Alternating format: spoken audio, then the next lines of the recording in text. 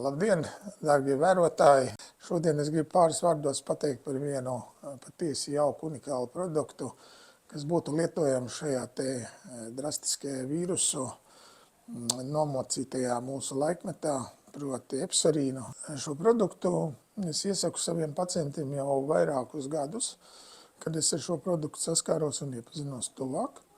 Tas gan bija plaši ieteikts lietošanai Covid laikā, lai stiprinātu organismu pēc tam, kad ir pārciest šī Covid infekcija. Bieži vien pacienti vēl diezgan ilgi jūt nespēku, slābenumu, kas ļoti lēnām pāriet, neskatoties to, ka parasti lieto pacienti ierastās lietas, dažādas vitamīnu formulas, atsevišķas augvalles produktus. Tad, lūk, sākot lietot šo produktu, visi tie procesi stipri vien pātrinājās.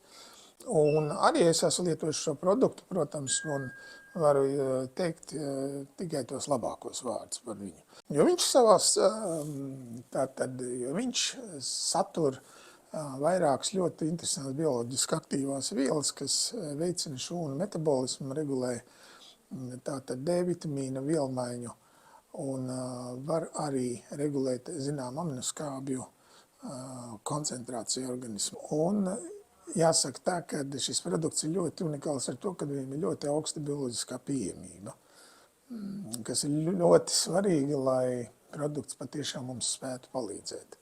Jo, kā mēs zinām, piemēram, arī runājot par C vitamīnu, kas ir absolūti nepieciešama lieta, tomēr ķīmiskā formule askorbīna skābe nenozīmē, ka tas ir C vitamīns. Tas, ka mēs viņus lietojam uzturā, nenozīmē, ka viņus var mums arī efektīgi palīdzēt. Piemēram, stiprinot imunitāti. Ir svarīgi tomēr palīdzēt organismam atgūt dabiski savus spēkus, kas tiek novārdzināti ne tikai ar slimības ierosinātāju, bet arī ar šīm te zālēm bieži vien. Šis ir tas būstrīts, kas varētu potenciēt, jeb pastiprināt pārējo veselību, imunitātes stiprinošo līdzekļu darbību.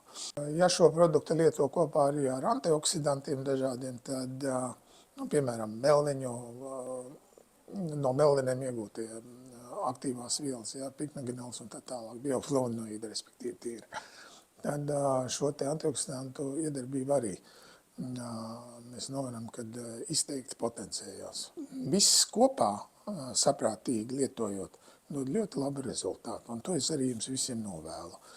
Labu veselību, ievērojot saprātīgu, dažādu, gan dabīgo produktu lietošanu, gan arī zāļu lietošanu.